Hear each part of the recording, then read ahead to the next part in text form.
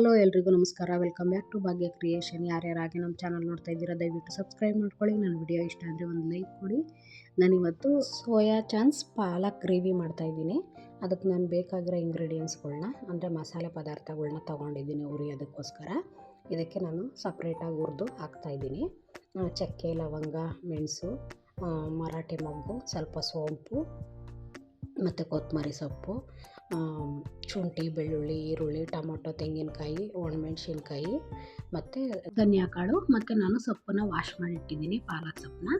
ಅದರಲ್ಲಿ ಸ್ವಲ್ಪ ಮಾತ್ರ ಸಣ್ಣಗೆ ಕಟ್ ಮಾಡಿ ಇಟ್ಕೊಂಡಿದ್ದೀನಿ. ಮತ್ತು ಸೋಯಾ ಚಂಕ್ನ ತೊಳೆದ್ಬಿಟ್ಟು ನಾನು ನೆನೆ ಇಟ್ಟಿದ್ದೀನಿ.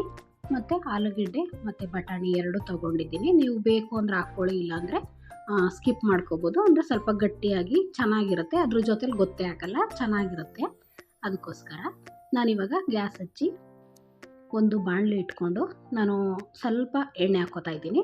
ನಾನು ಮಸಾಲೆ ಪದಾರ್ಥ ಹುರ್ಕೋಬೇಕಲ್ಲ, ಅದಕ್ಕೆ ಒಂದೆರಡು ಸ್ಪೂನಷ್ಟು ಎಣ್ಣೆ ಹಾಕ್ಕೊಂಡು ಧನಿಯಾ ಪೌಡ್ರು ಮತ್ತು ಚಕ್ಕೆ, ಲವಂಗ, ಕಾಳುಮೆಣಸು, ಮರಾಠಿ ಮೊಗ್ಗು, ಸೋಂಪು ಮತ್ತು ಒಣಮೆಣ್ಸಿನ್ಕಾಯಿ, ಇದಕ್ಕೆ ನೀವು ಜೀರಿಗೆ ಬೇಕಾದರೂ ಹಾಕ್ಕೋಬೋದು. ನಾನಿಲ್ಲಿ ಹಾಕಿಲ್ಲ, ಬೇಕು ಅಂದರೆ ಹಾಕ್ಕೋಬೋದು. ಅಂದರೆ ಅದು ಹಾಕಿದ್ರೆ ಬೇರೆ ಥರನೇ ಬರುತ್ತೆ. ಒಂದೊಂದು ಇಂಗ್ರೀಡಿಯೆಂಟ್ಸು ಇಂದನೂ ಒಂದೊಂದು ಟೇಸ್ಟು ಚೇಂಜ್ ಆಗುತ್ತೆ. ನೀವು ಬೇಕು ಅಂದರೆ ಹಾಕ್ಕೊಳ್ಳಿ, ಬೇಡ ಅಂದರೆ ಸ್ಕಿಪ್ ಮಾಡ್ಕೊಳ್ಳಿ. ಮತ್ತು ಅದನ್ನು ಸ್ವಲ್ಪ ಚೆನ್ನಾಗಿ ಫ್ರೈ ಮಾಡ್ಕೋಬೇಕು. ಏಕೆಂದರೆ ನಾವು ಮಸಾಲೆ ಪದಾರ್ಥ ಚೆನ್ನಾಗಿ ಹುರಿದ್ರೇ ಅದು ಟೇಸ್ಟ್ ಬರೋದು.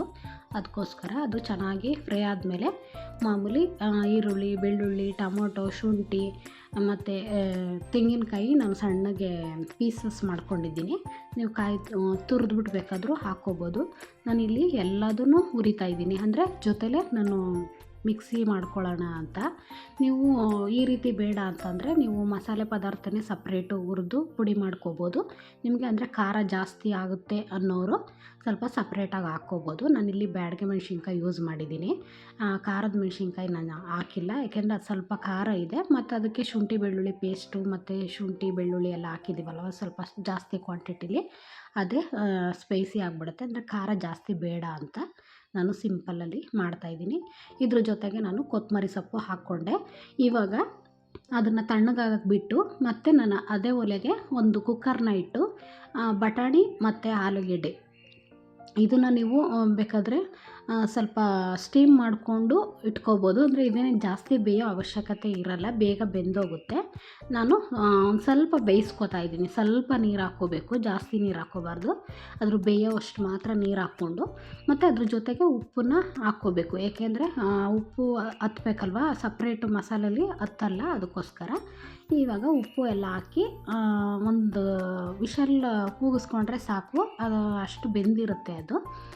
ಈಗ ಅದನ್ನು ನಾನು ಪಕ್ಕದ ಒಲೆಗೆ ಶಿಫ್ಟ್ ಮಾಡಿಬಿಟ್ಟು ಈ ಕಡೆ ನಾನು ಒಂದು ಪಾತ್ರೆಗೆ ನೀರಿಟ್ಕೊಂಡು ನಾನು ಪಾಲಕ್ ಸೊಪ್ಪು ಇತ್ತಲ್ಲ ಅದನ್ನು, ಅಂದರೆ ನೀವು ಹಾಗೇ ಬೇಕಾದ್ರೂ ಬೇಯಿಸ್ಕೋಬೋದು, ಇಲ್ಲ ಕಟ್ ಮಾಡಬೇಕಾದ್ರೂ ಬೇಯಿಸ್ಕೋಬೋದು.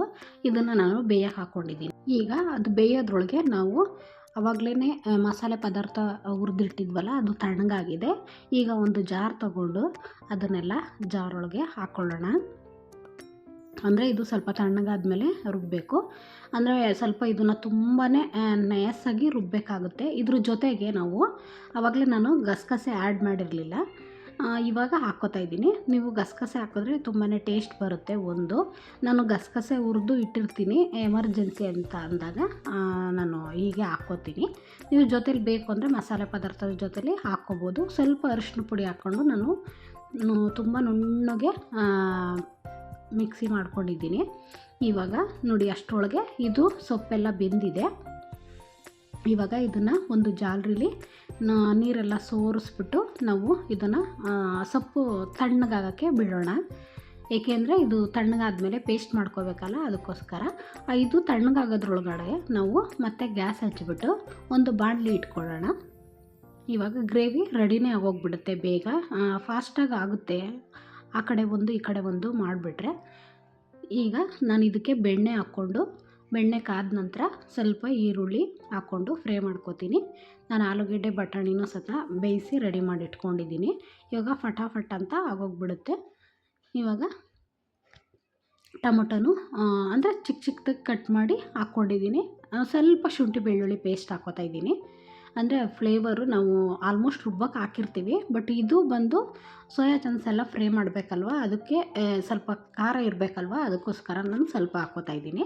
ಜೊತೆಗೆ ಸ್ವಲ್ಪ ಅರಿಶಿನ ಪುಡಿ ಮತ್ತು ಇವಾಗ ಸೋಯಾ ಚಂಕ್ಸ್ನ ನಾವು ನೀರಲ್ಲಿ ನೆನೆಸಿಟ್ಟಿದ್ನಲ್ಲ ಚೆನ್ನಾಗಿ ಹಿಂಡಿಬಿಟ್ಟು ನಾವು ಹಾಕ್ಕೋಬೇಕಾಗುತ್ತೆ. ಇಲ್ಲಾಂದರೆ ಅದು ನೀರೇ ಜಾಸ್ತಿ ಇರುತ್ತೆ. ಅದಕ್ಕೋಸ್ಕರ ಚೆನ್ನಾಗಿ ಹಿಂಡಿಬಿಟ್ಟು ನೀರಿನಂಶ ಇರಬಾರ್ದು, ಆ ರೀತಿ ಹಿಂಡ್ಬಿಟ್ಟು ನಾನಿಲ್ಲಿ ತುಂಬ ಚಿಕ್ಕದು ಸೋಯಾ ಚಂಕ್ಸ್ ತೊಗೊಂಡಿದ್ದೀನಿ. ನೀವು ಬೇಕು ಅಂದರೆ ದಪ್ಪದ್ದು ಬೇಕಾದ್ರೂ ತೊಗೊಂಡು ಬರೀ ಇದರಲ್ಲೇ ಮಾಡ್ಬೋದು. ನಿಮಗೆ ಆಲೂಗೆಡ್ಡೆ ಬಟಾಣಿ ಬೇಡ ಅಂದರೆ ಸ್ಕಿಪ್ ಮಾಡಿಕೊಂಡು, ನಾನು ಚಿಕ್ಕದು ಬಟಾಣಿ ಸೈಜಲ್ಲೇ ಇರೋದ್ರಿಂದ ನಾನು ಇದನ್ನು ತೊಗೊಂಡು ಹಾಕಿದ್ದೀನಿ. ಮತ್ತು ಇದಕ್ಕೆ ಸ್ವಲ್ಪ ಉಪ್ಪು ಸಹ ಹಾಕಿ ನಾನು ಚೆನ್ನಾಗಿ ಫ್ರೈ ಮಾಡಿಕೊಂಡೆ. ಇವಾಗ ನಾನು ಸಣ್ಣ ಕಟ್ ಮಾಡಿರೋ ಅಂಥ ಪಾಲಕ್ ಸೊಪ್ಪನ್ನು ಹಾಕ್ಕೋತಾ ಇದ್ದೀನಿ. ನೀವು ರುಬ್ಬೋದಕ್ಕೇ ಬೇಕಾದ್ರೆ ಈ ರೀತಿ ಬೇಕಾದ್ರೆ ಸಣ್ಣ ಕಟ್ ಮಾಡಿಬಿಟ್ಟು ಮಾಡ್ಕೋಬೋದು, ಅದು ಚೆನ್ನಾಗಿರುತ್ತೆ. ಬಟ್ ರುಬ್ಬಿ ಮಾಡಿದ್ರೆ ಫ್ಲೇವರು ಅದ್ರದ್ದು ತುಂಬಾ ಚೆನ್ನಾಗಿರುತ್ತೆ. ಕೆಲವ್ರಿಗೆ ಸೊಪ್ಪು ಹಾಗೆ ಸಿಕ್ಕಿದ್ರೆ ತಿನ್ನಲ್ವಲ್ಲ, ಅಂಥವ್ರಿಗೆ ಈ ರೀತಿ ಪೇಸ್ಟ್ ಮಾಡಿ ಮಾಡೋದ್ರಿಂದ ತುಂಬ ಚೆನ್ನಾಗಿರುತ್ತೆ. ಈಗ ಸ್ವಲ್ಪ ಸೊಪ್ಪು ಎಲ್ಲ ಫ್ರೈ ಆದಮೇಲೆ ನಾನು ಬೇಯಿಸಿಟ್ಟಿರೋ ಅಂಥ ಬಟಾಣಿ ಮತ್ತು ಆಲೂಗೆಡ್ಡೆನ ಹಾಕ್ಕೋತಾ ಇದ್ದೀನಿ. ಅದನ್ನು ಚೆನ್ನಾಗಿ ಫ್ರೈ ಮಾಡ್ಕೋಬೇಕು. ಅಂದರೆ ಅದರಲ್ಲಿ ಸ್ವಲ್ಪ ನೀರಿತ್ತಲ್ವ, ಅದನ್ನು ಸೇರಿಸಿ ಹಾಕ್ಕೊಂಡಿದ್ದೀನಿ. ಅಂದರೆ ಜಾಸ್ತಿ ನೀರು ಹಾಕ್ಕೋಬಾರ್ದು.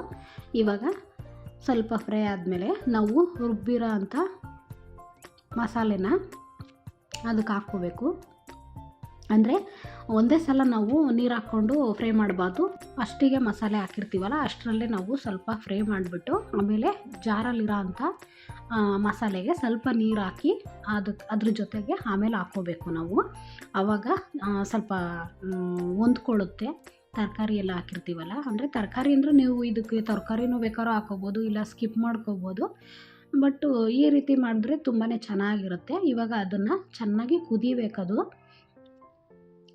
ನಾನು ಮಸಾಲೆ ರುಬ್ಬಿದ ಜಾರ್ಗೆ ನಾನು ಪಾಲಕ್ ಸೊಪ್ಪನ್ನು ಬೇಯಿಸಿಟ್ಟಿದ್ನಲ್ಲ ಅದನ್ನು ಹಾಕ್ಕೊಂಡು ರುಬ್ಕೋತಾ ಇದ್ದೀನಿ. ಇದಕ್ಕೆ ನಾನು ಏನು ಹಾಕ್ಕೋತಾ ಇಲ್ಲ, ಬರೀ ಹಾಗೇ ರುಬ್ಕೋತಾ ಇದ್ದೀನಿ. ಇವಾಗ ನೋಡಿ ರುಬ್ಬಿ ಇಟ್ಟಿದ್ದೀನಿ. ಈಗ ತೆಗೆದು ನೋಡೋಣ. ಕುದೀತಾ ಇದೆ ನೋಡಿ. ಇವಾಗ ನಾವು ಈ ಥರ ಕೈ ಆಡ್ತಾ ಮುಚ್ಚಿ ಕೈ ಆಡ್ತಾ ಇರಬೇಕು. ಅದು ಚೆನ್ನಾಗಿ ಕುದ್ದಷ್ಟು, ಏಕೆಂದರೆ ನಾವು ಆಗ್ತಾನೆ ಹುರಿದಿರ್ತೀವಲ್ಲ, ಬರೀ ಅದೇ ಫ್ಲೇವರ್ ಇರುತ್ತೆ.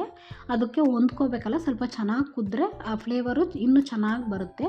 ಮತ್ತು ನಾವು ಬೇಯಿಸೋದಕ್ಕೆ ನಾವು ಆಲ್ರೆಡಿ ಉಪ್ಪು ಹಾಕಿದ್ವಲ್ಲ ಆಲೂಗೆಡ್ಡೆ ಬಟಾಣಿಗೆಲ್ಲ, ಅದರಿಂದ ನಾವು ಒಂದೇ ಸಲ ಉಪ್ಪು ಹಾಕಿದ್ರೆ ಜಾಸ್ತಿ ಆಗುತ್ತೆ ಅಂತ ಒಂದು ನೋಡಿಕೊಂಡು ನಾವು ಉಪ್ಪನ್ನು ಹಾಕ್ಕೋಬೇಕಾಗುತ್ತೆ. ನಾನು ಮಸಾಲೆಗೆಲ್ಲ ಹಾಕಿರಲಿಲ್ವಲ್ಲ, ಅದಕ್ಕೆ ಸ್ವಲ್ಪ ಉಪ್ಪನ್ನು ಹಾಕ್ಕೊಂಡು ಮತ್ತೆ ಮುಚ್ಚಿ ಚೆನ್ನಾಗಿ ಕುದಿಬೇಕದು. ಏಕೆಂದರೆ ಅದರಲ್ಲಿರೋ ಅಂಥ ಹಸಿ ಅಂಶ ಎಲ್ಲ ಹೋಗಬೇಕು. ಆವಾಗ ತುಂಬ ಚೆನ್ನಾಗಿರುತ್ತೆ. ಫ್ಲೇವರು ಅಷ್ಟೇ ತುಂಬ ಘಮ ಅಂತ ಸ್ಮೆಲ್ ಬರುತ್ತೆ. ನಾವು ಹಾಕ್ತಾನೆ ಹುರಿದು ಮಾಡಿದ್ರಂತೂ ತುಂಬಾ ಟೇಸ್ಟಿಯಾಗೂ ಇರುತ್ತೆ. ಬಟ್ ನಿಮಗೆ ಬೇಡ ಇತ್ತು ಈ ರೀತಿ ಹುರಿಯೋದೊಂದೇ ಇರೋ ಮಸಾಲೆಯಲ್ಲಿ ಮಾಡ್ಕೋಬೋದು, ಅದು ಚೆನ್ನಾಗಿರುತ್ತೆ. ನೋಡಿ ಇವಾಗ ಕುದ್ದು ಚೆನ್ನಾಗಿ ಗಟ್ಟಿಯಾಗಿದೆ. ಇವಾಗ ನಾನು ಪಾಲಕ್ ಸೊಪ್ಪು ರುಬ್ಬಿದ್ನಲ್ಲ ಅದನ್ನು ಇದರೊಳಗಡೆ ಹಾಕ್ಕೋತಾ ಇದ್ದೀನಿ. ನೀವು ಇದು ಅಂದರೆ ಗ್ರೀನ್ ಕಲರ್ ಬೇಕು ಅಂದರೆ ನೀವು ಹಸಿರು ಮೆಣಸಿನ್ಕಾಯಿ ಹಾಕ್ಕೋಬೇಕಾಗುತ್ತೆ. ಅಂದರೆ ಅದೆಲ್ಲ ಗ್ಯಾಸ್ಟ್ರಿಕ್ಕು ಮತ್ತು ಎದೆ ಉರಿ ಅಂತ ವಯಸ್ಸಾದವರೆಲ್ಲ ಹೇಳ್ತಿರ್ತಾರಲ್ವ, ಆ ಥರ ಮಾಡೋ ಬದಲು ಈ ರೀತಿ ಒಣಮೆಣ್ಸಿನ್ಕಾಯಿ ಎಲ್ಲ ಹಾಕಿ ಈ ರೀತಿ ಮಾಡಿದ್ರೂ ಇದು ಟೇಸ್ಟ್ ತುಂಬಾ ಚೆನ್ನಾಗಿರುತ್ತೆ. ಯಾವಾಗಾದರೂ ಒಂದೊಂದು ಟೈಮ್ ಆ ಟೈಪ್ ಮಾಡ್ಕೋಬೋದು. ಇವಾಗ ನೋಡಿ ಚೆನ್ನಾಗಿ ಕುದ್ದಿದೆ. ಈಗ ಇದು ಪಾಲಕ್ ಪೇಸ್ಟ್ ಹಾಕಿದಾಗ ಜಾಸ್ತಿ ಹೊತ್ತು ಕುದಿಸೋ ಅವಶ್ಯಕತೆ ಇರಲ್ಲ, ಯಾಕೆಂದರೆ ನಾವು ಬೇಯಿಸಿರ್ತೀವಲ್ವ. ಹಾಗಾಗಿ ಒಂದು ಕುದ್ದಾದಮೇಲೆ ನಾವು ಸ್ವಲ್ಪ ಕಸೂರಿ ಮೇಥಿನ ಹಾಕ್ಕೊಂಡು ಮತ್ತು ಇದಕ್ಕೆ ಸ್ವಲ್ಪ ಕ್ರೀಮು ಹಾಕ್ಕೊಂಡ್ಬಿಟ್ರೆ ತುಂಬಾ ಚೆನ್ನಾಗಿರುತ್ತೆ. ನಾವು ಬೇರೆ ಥರ ಎಲ್ಲ ಗ್ರೇವಿ ಮಾಡ್ತೀವಲ್ವ, ಅದ್ರ ಬದಲು ಈ ರೀತಿ ಮನೇಲಿ ಸಿಂಪಲ್ಲಾಗಿ ಇರೋ ಐಟಮಲ್ಲೇ ಮಾಡ್ಕೊಂಬಿಡ್ಬೋದು. ಇದು ಏನಿಲ್ಲ ಅಂದ್ರೂ ನಿಮಗೆ ಅಟ್ಲೀಸ್ಟ್ ಪಾಲಕ್ ಇದು ಬೇಡ ಅಂದರೆ ಅದನ್ನು ಸ್ಕಿಪ್ ಮಾಡಿ ಬರೀ ಹಾಗೇನೂ ಮಾಡ್ಕೋಬೋದು, ಅದು ತುಂಬಾ ಚೆನ್ನಾಗಿರುತ್ತೆ. ಇವಾಗ ನೋಡಿ ಕುದ್ದು ರೆಡಿಯಾಗಿದೆ. ಹೀಗೆ ನಮ್ಮ ಚಾನಲ್ನ ನೋಡ್ತಾಯಿರ್ರಿ, ಸಬ್ಸ್ಕ್ರೈಬ್ ಮಾಡ್ಕೊಳ್ಳಿ, ಶೇರ್ ಮಾಡಿ, ಕಮೆಂಟ್ ಮಾಡಿ. Thank you for watching.